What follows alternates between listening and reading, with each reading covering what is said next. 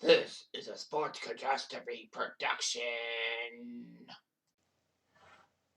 Hey there, Heather. Ho there. It's Jeff Cutter Diamond. Welcome you to another Sports Catastrophe birthday boy. And the birthday boy for today, March the 14th, is a former pitcher.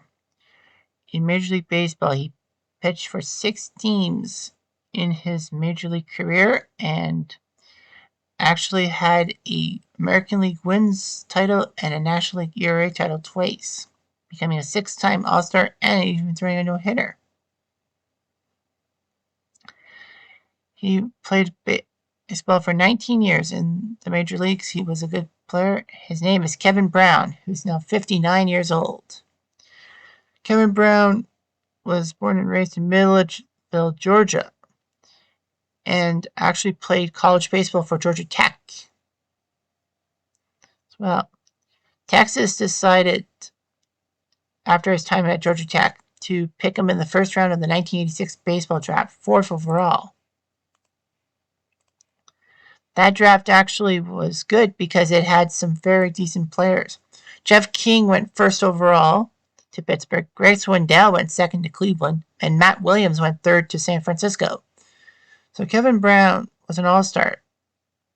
In fact, of that, Swindell, Williams, and Brown were all all-stars at one time. So anyhow, he went up through the ranks of the minor leagues in Texas and was actually second in command in 1989 for the Rangers rotation behind Nolan Ryan, who was the ace. And because of that, he went 12-9 in 1989 and 12-10 in 1990. But in 92, he proved himself worthy, putting up 21 wins, tied for the most wins in the AL, and was the first Ranger pitcher since Frankie Jenkins in 1974 to do so. So after the 94 season, in which Texas actually was leading the AL West despite being below 500, and of course the season being wiped out in a sense, he was a free agent. He signed with Baltimore for 1 season and put up a 10-9 record. He only signed a 1-year deal with Baltimore, and then he went to Florida, signing with the Marlins for $12.9 million over 3 years. In his first season with the Marlins, he put up 17 wins with a 1.89 ERA, which was pretty impressive, despite losing 11 times. And he finished 2nd in the Cy Young voting. In 1997, Brown threw a 1-hitter against the Dodgers. But little did anyone know that he would do one better and picked up a no-hitter against the Giants in June of 1997. In the 8th inning, he hit a batter with 2 outs and 2 strikes on the batter. If it wasn't for that, he would have had a perfecto.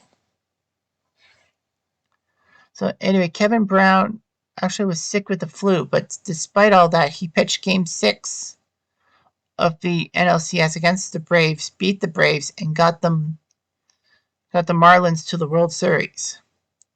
Brown was the losing pitcher in both his starts against Cleveland. So without Kevin Brown pitching, the Marlins were 4-1. Brown was 0-2. But unfortunately, the Marlins championship team was disassembled. They had the money to buy these people for 97, but then by 98 they were strapped for cash. So they decided to trade Kevin Brown to San Diego for Derek Lee and prospects. It actually was a good trade because Derek Lee became a decent player for the Marlins. But for San Diego, Kevin went 18-7 with 257 strikeouts and a 2.38 ERA, finishing 3rd in Cy Young voting. He was masterful in both starts in the NLDS against the Astros. He won. He actually pitched Game 1 of the NLDS against Randy Johnson, who the Astros picked up from the Marlins. He struck out 16 Astros without giving up a run in 8 innings. The funny thing is, what would have happened if he pitched the 9th? He would have had probably a few strikeouts and broken Buck Gibson's 17 strikeout performance in a postseason game.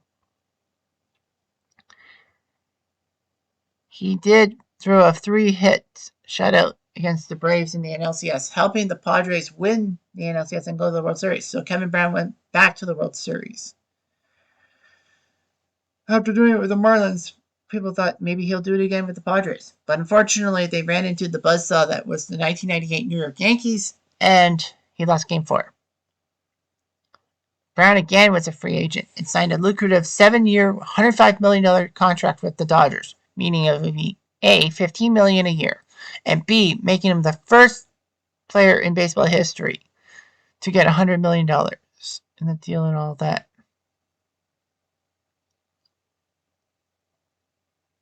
A lot of people said that was a huge deal. Unfortunately, though, Kevin Brown was frequently injured during his 7 years with the Dodgers and didn't average that much.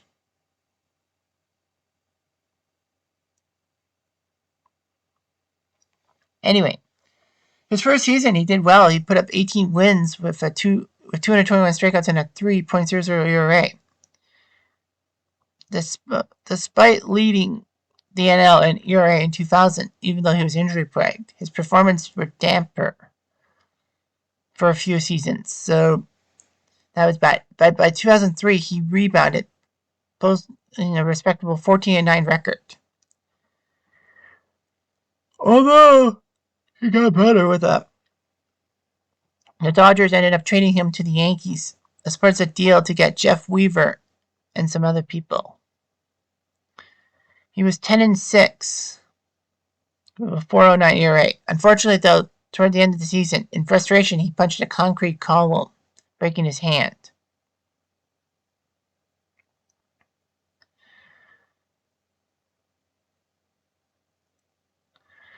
Kevin Brown did not really do that well in the playoffs.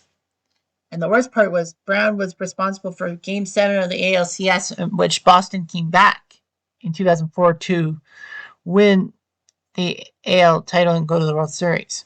The Yankees were up 3-0. They were looking to avoid choking that 3-0 lead, and Kevin Brown was on the mound. Unfortunately, though, he didn't last too long. He gave up a 2-run home run to Big Papi, David Ortiz, in the first inning. And with the bases loaded in the second inning, he was yanked for Javier Vasquez. The trouble was, Vasquez then threw a pitch, and Johnny Damon subsequently hit a grand slam. Brown tried to come back by 2005, but injuries would ruin him. He was 4-7, and he announced his retirement. But unfortunately, he was also named in the Mitchell Report as a group of Dodgers implicated in steroid use. Some say that he was sold human growth hormone and Decadurabolin for a couple of years.